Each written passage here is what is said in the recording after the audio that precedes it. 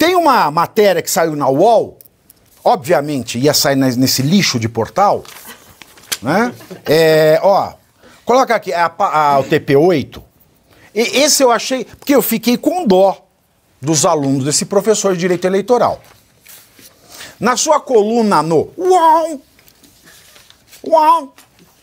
o professor de Direito Eleitoral da FGV, eu nem vou falar o nome, tá? Quem quiser ir na UOL ver, cuidado para não pegar vírus, disse que a reportagem da Folha confunde as coisas. Olha o pulo do gato que ele vai dar. É verdade. E com isso, leva a uma conclusão equivocada. Aspas pro professor da GV.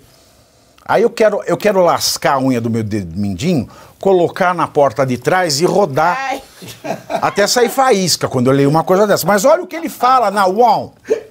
Não há uso informal da estrutura de um tribunal, pois não há formalidade prevista para o exercício do poder de polícia que dispõe o juiz ou ministro na função eleitoral. Fecho aspas.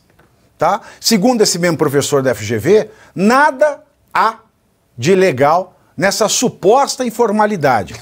Aspas de novo. No caso concreto, aliás, nem mesmo essa suposta informalidade houve. A relatoria dos inquéritos no STF requisitou a diversas instituições, dentre elas o TSE. Ou seja, ele está no TSE e está lá, ele requisitou ele mesmo. É o Chaves vendendo churros para ele mesmo. Seu Madruga, me dá um churros. Aí ele vai do outro lado. Ah, sim, Chaves, aqui tá. Ele aí volta, ah, seu Madruga, me dá outro churros. Aí ele volta, ah, claro, Chaves. Né? É bem isso. Tá? Fecho aspas aí pro professor. E ele diz que esse poder de polícia, que deixa tudo isso institucional, está no artigo 41 da Lei Eleitoral Brasileira. Bom, quem tem vergonha na cara, cita. Quem não tem, diz que tá e não mostra. Eu tenho vergonha na minha cara. Então eu vou ler aqui para vocês o que ele falou que normaliza, que deixa legal o poder de polícia do Alexandre. Olha que bacana. O que diz a lei eleitoral. Artigo 41, que ele falou que dá o poder de polícia para o Alexandre fazer o que ele querer, tá? A propaganda... Artigo 41. A propaganda, nos termos da legislação eleitoral, não poderá ser objeto de multa nem cerceada sob a alegação do exercício do poder de polícia ou de violação de postura municipal, caso em que se deve proceder na forma do artigo 40. O que ela falou aqui? Que a propaganda ser exercida na legalidade, ela não pode ser multada nem censurada. É isso que fala. Ah, o parágrafo 1º do artigo 41 fala o seguinte: o poder de polícia sobre a propaganda eleitoral será exercido pelos juízes eleitorais e pelos juízes designados pelos tribunais regionais eleitorais. Ou seja, esse professor da FGV, de Direito Eleitoral, se eu tivesse filho, coisa que eu não tenho, estudando lá eu tirava, ou pedi o dinheiro de volta. Ele usou um artigo de eleição eleitoral para justificar o poder de polícia do Alexandre. E detalhe, o poder de polícia, tá, para analisar propaganda eleitoral, não veículos de jornalismo.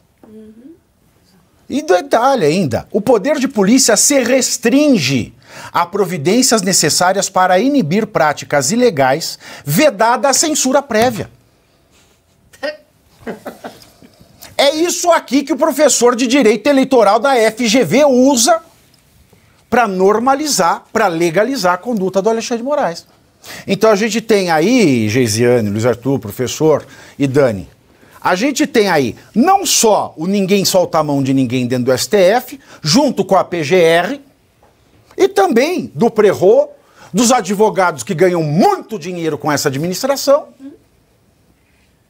Inclusive é o que parece o professor de Direito Eleitoral da FGV, que na minha concepção hoje seria a melhor faculdade de Direito do país. E se tem como objetivo inibir a censura, então esse poder tinha que ser aplicado a ele próprio, já que ele instaurou algumas censuras no período eleitoral. E esse poder também ele só é utilizado durante o período eleitoral, não ao bel prazer, para satisfazer sua excelência, quando ele bem achar que pode utilizar. Lembrando que nas eleições nós tivemos material dos bolsonaristas censurados em relação a dizer que Lula não era católico, em relação a dizer que Lula era amigo do Maduro e do Ortega. Material da produtora, uma produtora cultural educacional que é a Brasil Paralelo, material também censurado, não podia que o documentário sobre a facada no ex-presidente Jair Bolsonaro viesse a público, porque de acordo com a decisão eram informações legítimas, mas que concluíam coisas não legítimas, que eu não sei como que eles dão esse salto lógico e que por isso igual o professor, vai ver que foi o professor que fez, né? É um salto lógico que eles dão, mas que poderia levar as pessoas a concluírem coisas, portanto, não tão legítimas ou verdadeiras. Então, quer dizer, era para ser aplicado a eles mesmos, que promoveram a censura. É completamente assim, inacreditável que a gente tá vendo. E eu espero que venha coisas muito mais cabeludas. A gente vê que se fosse algum político, eles já mandavam fazer busca e apreensão, já mandavam quebrar sigilo de usar aquilo. Por que? E agora? Ah, é contra ele, então não vai ter busca e apreensão, não vai ter nada. E risinhos. O risinho. E só mais uma coisa. Mas ele acusou o golpe. Dá pra ver que ele acusou o golpe. Ele sabe que ele está recebendo cobertura, porque nós estamos vivendo ali, o estabelecimento está inteiro. Aquele estado profundo, o Deep State, está ali. E eles estão segurando um ao outro para que não deem nada. Mas ele acusou o golpe. Porque a maneira como foi revelado e até por quem foi revelado, foram dois indivíduos. Vamos colocar um indivíduo e uma entidade de esquerda. Foi um cara de esquerda, que é o Glyn. Esse indivíduo, por exemplo, a gente sabe qual é o modus operandi dele. Ele é de esquerda, mas ele tem uma certa aversão aos abusos do Estado, razão pela qual ele segue uma linha, apesar dele ser de esquerda. Agora, não significa que o Glyn seja santo. Ele tem um modus operandi de botar a conta gotas, mas o Glyn também tem uma vantagem para agir dessa maneira. Ele conhece bem o Brasil.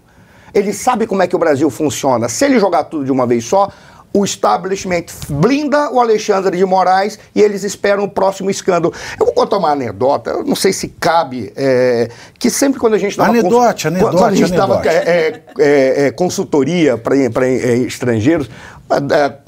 Ficávamos, eu, o Dani, o grupo Dani, a gente tentava explicar a necessidade de entender o sistema político brasileiro.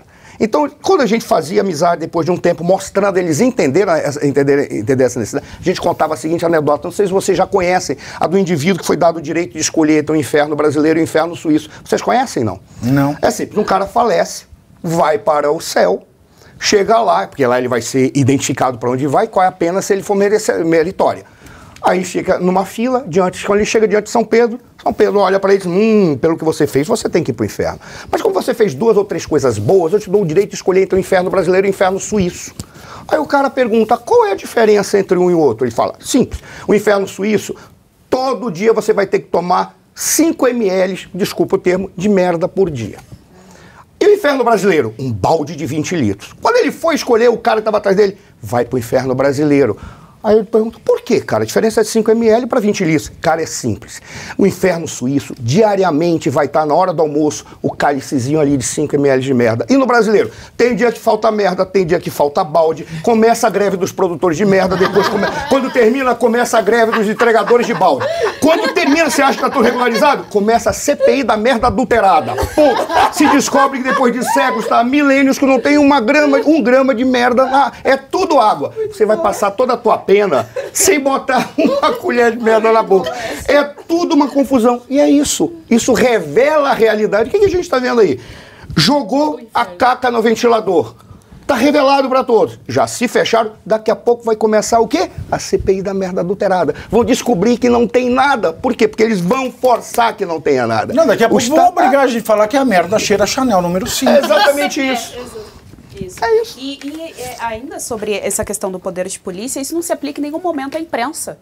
Eles estavam atacando a Revista Oeste. Aí eles procuram. O que eles acharam na Revista Oeste? Informação. Usa a criatividade. Aí ele fala, pegue uma opinião mais ácida. Ora bolas, eu tenho o direito de ter a opinião que eu quiser. Eu sou maior de idade, vacinada, pago um monte de imposto para sustentar essa galera.